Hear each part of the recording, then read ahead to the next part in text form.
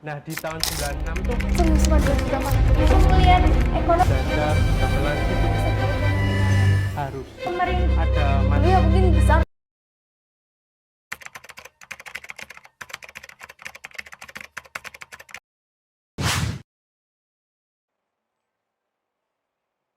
Halo semuanya, selamat datang di podcast Tren Desa Wisata. Aku Mayang, kali ini aku sama teman-temanku bakal ngobrol-ngobrol santai aja tentang dampak industri pariwisata di Indonesia, khususnya di daerah Magelang.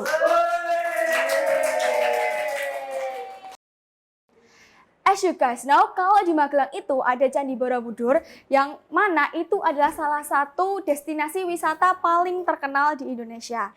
Potensi pariwisata di sekitar Magelang itu tinggi banget dan emang perlu buat dikembangin lagi.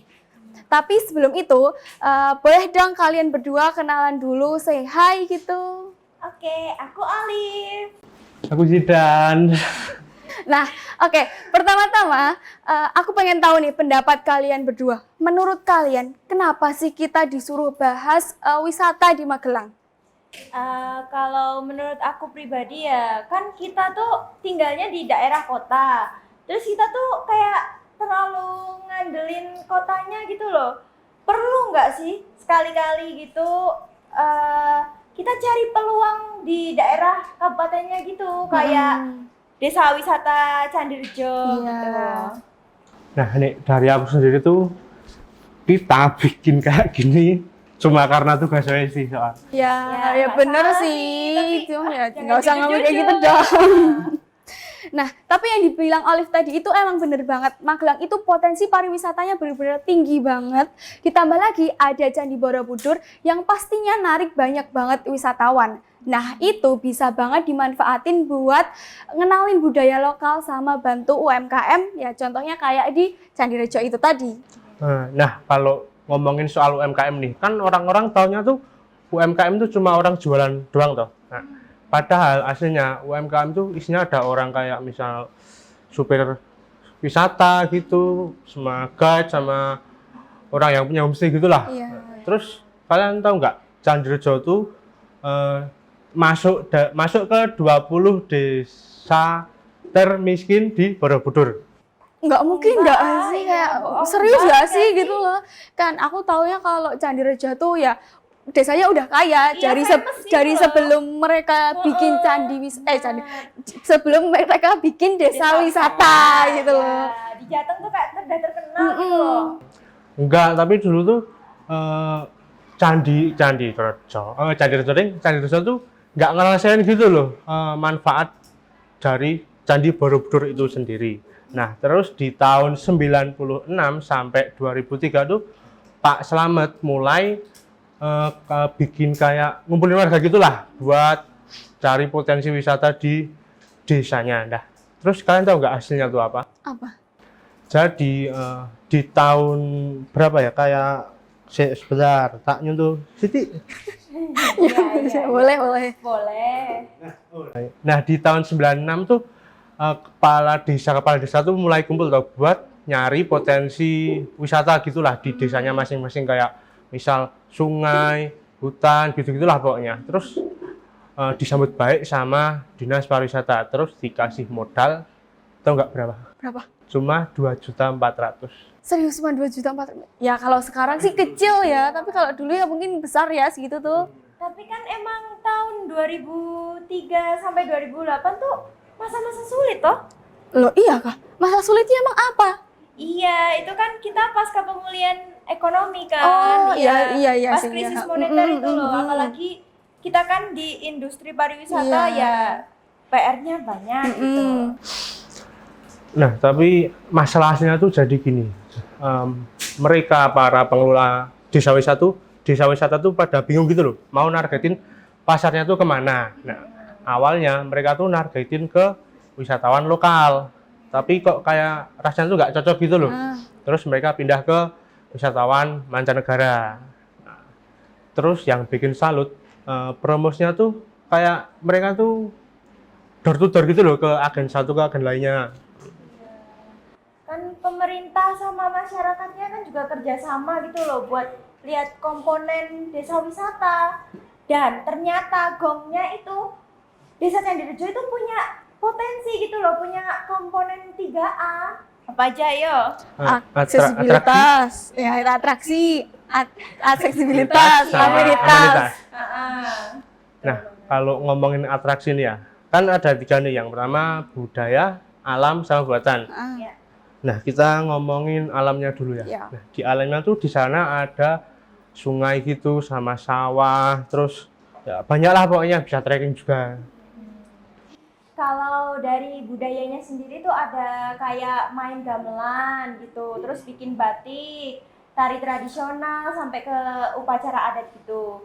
Tapi ada yang lebih menarik yaitu live in atau tinggal ngerasain kayak kehidupan di desa gitu loh. Ya, jadi kan warga-warga yang dari kota atau mungkin turis luar gitu kan mereka tertarik ya. Kan seru kan kehidupan di desa tuh. Iya sih. Tadi kan udah alam sama Budaya. sekarang buatannya juga menarik loh. Jadi kita di sana tuh bisa belajar gamelan gitu sama bikin makanan-makanan khas lah. Nyambut singkong. Padi gitu juga bisa. Nah, terus kalau aksesnya gimana? Aksesnya ke sana tuh gampang atau enggak gitu? Kalau aksesnya sendiri kan dia deket ya sama Candi Borobudur, itu cuma 10 sampai 15 menitan aja. Jadi itu udah jalannya juga udah besar, terus bisa dilewatin bis sama mobil. Terus kalau kalian mau pesen paket wisatanya itu bisa lewat online loh. Iya kan sekarang udah ada website atau aplikasi gitu. Canggih gitu ya warga Iya, desanya. canggih kan zaman sekarang kok. Wong di sosial keren-keren bro. Nah, kalau amenitasnya sendiri gimana? Kan secara kalau lagi high season nih ya pasti banyak banget dong yang datang ke sana itu. Nah, itu tuh penginapannya tuh ada banyak di dalam desanya itu atau kayak ada satu yang deket pintu masuk atau pintu keluar desanya gitu di apa ya dikumpulin di situ aja gitu. Kalau ngomongin soal penginapan ya, jadi tuh rumah-rumah warga di sana tuh pada disulap gitu loh, jadi homestay. Nah, terus masalah makanan, jadi di sana juga ada kayak resto apa tempat makan gitulah intinya, yang isinya tuh makanan-makanan khas Jawa. Nah, kalau dari segi ekonominya nih ya kan Candirejo udah terkenal gitu ya, udah sukses gitu ya. Nah, wisatanya tuh jadi kayak penghasilan utama mereka nggak sih? Kalau dilihat dari tempatnya kan Ya, desa namanya wisata gitu ya. tempat wisata. Harusnya penghasilan Wisata utamanya kan, wisata iya. kan ya. Kan harusnya. Nah, aslinya tuh orang-orang sana tuh masih prefer jadi petani gitu loh. Kayak kalau jeleknya lah, misal jeleknya mereka ngandelin ke wisata. Itu kan ada masa sepi, ada masa terus kalau masanya sepi kan kasihan tuh nggak ada pendapatan gitu. Nggak bisa kalau sudah fokus ke wisatanya nggak ada pemasukan lainnya gitu ya. Nah, tadi kan sempat dibilang tuh kalau target wisatanya tuh tadinya wisatawan lokal jadi wisatawan asing. Nah, kenapa Kenapa Wisatawannya itu orang asing aja nggak jadi wisatawan lokal ya gitu. kenapa ya tadi kan sempat dibilang juga kalau nggak cocok gitu ya sama wisatawan lokal. Nah, itu nggak cocoknya tuh karena apa? Kadang tuh orang lokal tuh ngerasa kayak kampung A sama kampung B itu sama gitu loh. Jadi mereka tuh nggak excited gitu.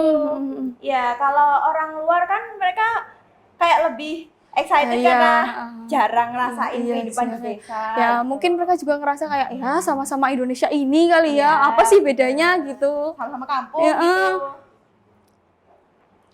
Nah, terus kan tadi udah alasan yang kayak basicnya gitu lah. Ya basicnya. Jadi kenapa orang sana tuh lebih milih turis asing tuh? Soalnya turis asing tuh lebih suka gitu loh sama budaya kita tuh. Jadi mereka tuh bisa belajar gamelan gitu, bisa belajar jadilan. Tapi kan ini ada disayang juga toh. Kalau malah orang luar yang lebih suka belajar budaya kita gitu. Ntar diklaim ngamuk. Iya, ya emang sih wisatawan asing tuh emang sukanya sama hal-hal yang berbau tradisi gitu. Tapi kan bukan berarti terus warga sekitarnya jadi ngelupain Acuh, tradisinya gitu. sendiri kan kayak ya gimana gitu ya. Betul.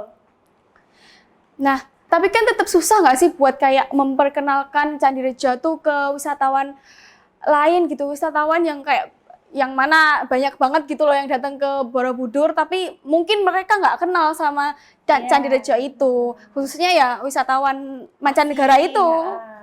Ya kalau itu jelas susah ya, soalnya aku aja yang cuman beda provinsi gitu kan, asal Jawa Timur itu bener-bener nggak tahu gitu sebelum kuliah di Magelang ini kalau ada desa wisata sebagus ini gitu loh.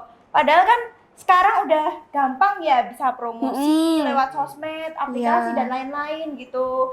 Terus nama desa wisatanya juga kan udah famous gitu. Udah terkenal gitu ya. Tapi ya tetap aja sih Candi Rejo tuh keren. Nah, tapi Liv, kalau menurut kamu nih ya, kamu tuh paling suka apanya dari Candi Rejo itu? Kalau aku pribadi sih suka sama konsepnya ya, desa wisata, kayak keren banget gitu loh. Soalnya aku sendiri juga belum pernah nyoba gitu. Terus untuk masuknya juga kita nggak pakai tiket, kita tuh bayar paket wisatanya seharga 300.000 per orang. Tapi ada juga yang murah, itu cuma naik sepeda atau naik dokar gitu, keliling-keliling gitu pokoknya. Terus kalau kalian tahu, guide-nya itu orang asli sana loh, orang lokal. Iya, jadi mereka tuh nggak kayak cuman ini sawah, itu candi gitu, tapi bener-bener dijelasin detail gitu ya, detail. Karena mereka warga lokal gitu ya, nggak yang apa ya gitu. Pengalamannya dapet, mitos lucu, cerita sejarahnya pokoknya dilibas semua sama mereka tuh. Oh iya, tadi kan udah jelasin yang kamu suka apa toh. Nah, aku mau ngasih fun fact yang aku sebagai orang Borobudur juga baru tahu gitu loh. Jadi itu di sana tuh nggak ada VW Safari. Padahal kan kita tahu toh, Borobudur tuh sekarang lumayan terkenal sama VW-nya. Iya.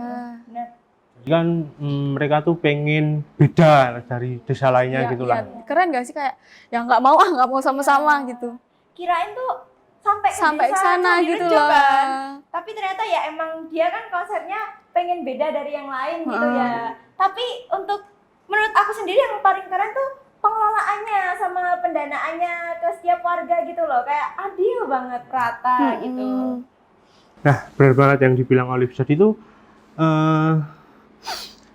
desa wisatanya tuh mikirnya orang buat narik duit doang toh. Ya. Nah, padahal kan efeknya tuh sampai ke semua aspek gitu. Nah, semua aspeknya tuh apa? Nah, jadi aspeknya tuh misalnya dulu jalanan desa tuh jelek toh. Nah, terus setelah desanya jadi desa wisata, pemerintahan tuh mulai ngelirik gitulah buat benerin jalannya. Jadi ya gimana ya, pemerintah kan tahu ada potensi besar di desa tersebut gitu loh. Jadi ya untuk pengajuan apapun nggak perlu nunggu lama lagi gampang gitu karena ya. emang udah punya nama, keren gitu. Ya, toh nanti uangnya juga bakalan balik lagi ke pemerintah gitu ya. Nah, terus kalau fasilitas umumnya tuh di sana tuh lengkap nggak sih? Kalau fasilitas umumnya sendiri sih udah lengkap, kayak ada balai pertemuan, terus taman desa gitu, terus ada toilet sama musola gitu. Kan emang udah dibangun sebagai desa wisata ya, jadi emang fasilitas-fasilitas itu tuh harus ada gitu. Iya, yang mendukung desanya, yang mana desanya itu tuh juga ada masyarakatnya yang tinggal gitu ya. Nah, terus kalau dari sisi ekonomi juga lumayan menarik loh. Jadi orang-orang sana tuh kan yang punya homestay kadang ada yang kayak butuh uang gitu. Uangnya kurang gitu loh. Jadi mereka tuh jadi gampang ngajuin pinjaman ke bank gitu loh. Soalnya kan udah ada nama desa wisata Candi Rejo gitu loh. Ya udah kenal gitu ya. Jadi kan udah trust gitulah. Iya. Jadi ada lagi loh yang keren, itu sistem donasinya. Mereka itu dari penghasilan desa wisatanya tuh benar-benar dibagi rata. Dan kalian tahu ternyata di sana tuh ada 15 dusun, terus dapat semua loh. Serius 15 Tak dusun? pindah mana ya?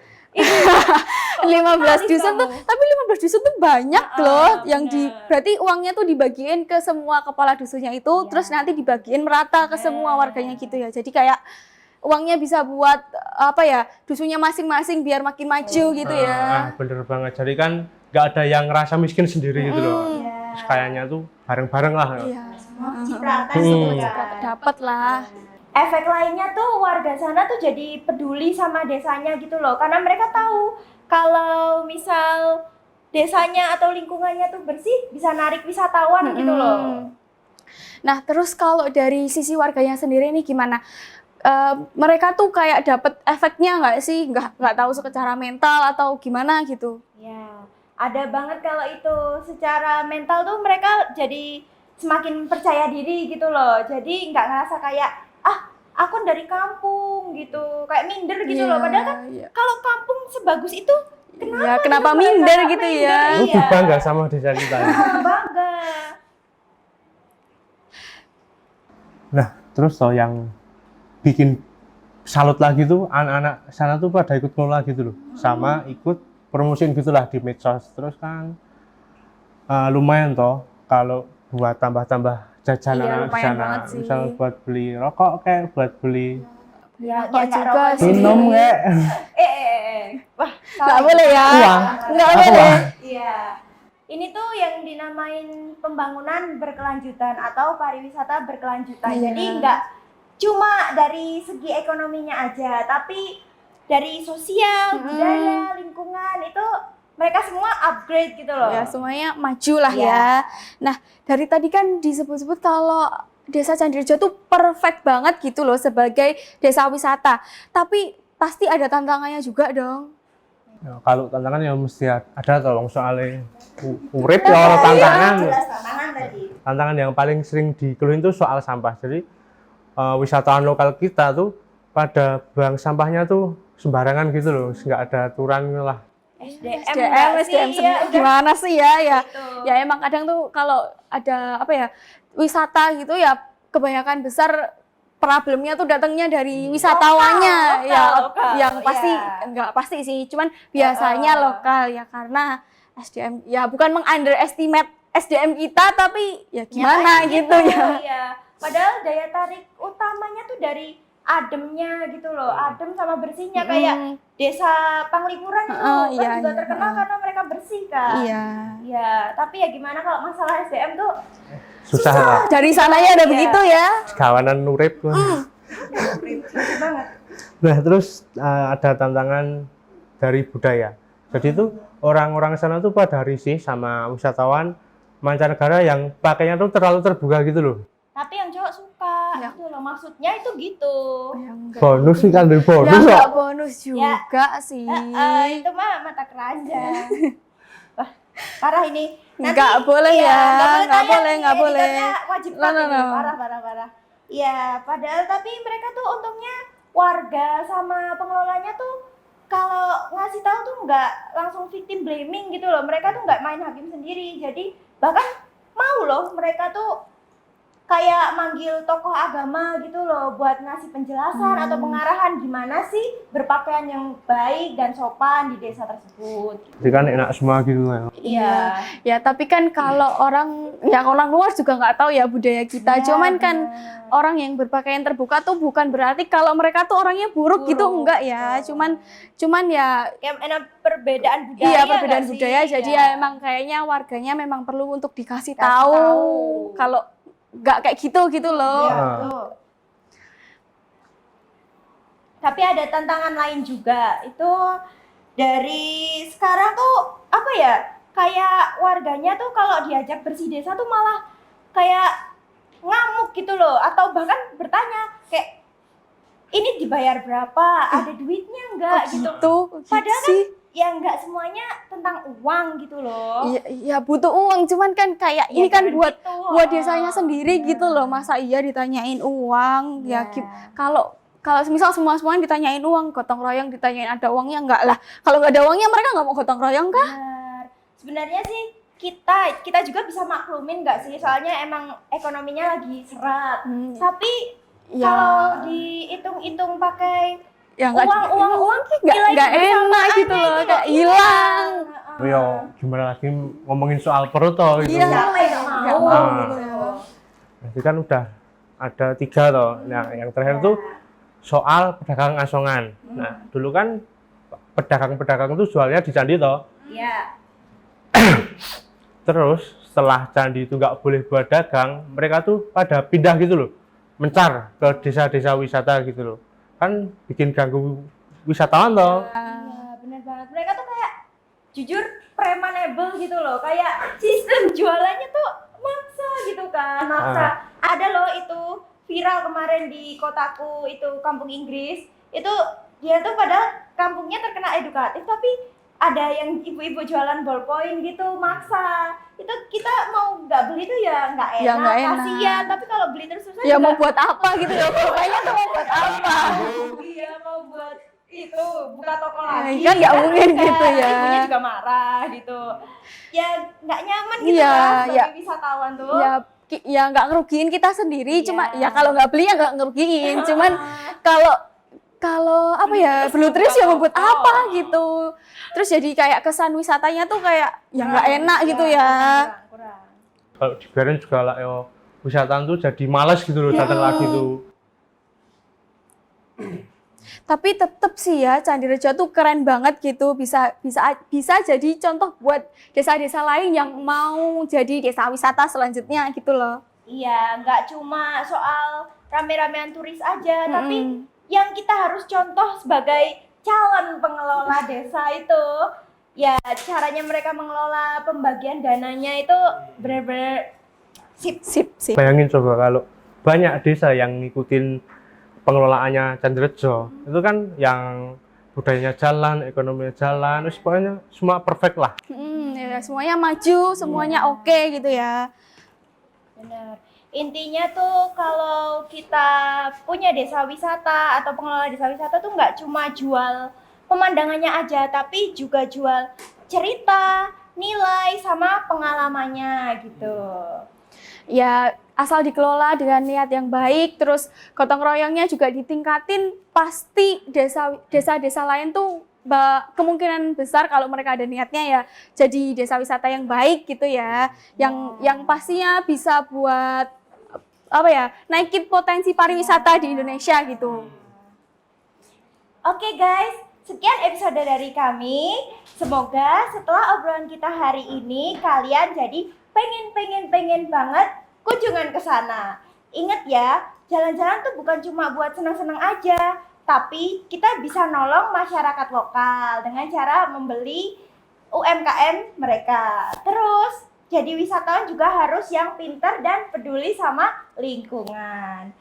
Untuk yang punya pengalaman wisata di desa wisata lain atau pernah mengunjungi desa wisata lain, silahkan tulis di kolom komentar di bawah ini ya. Terima kasih sudah menonton episode kita kali ini. Sampai jumpa di episode selanjutnya. Pariwisata Wonderful Indonesia.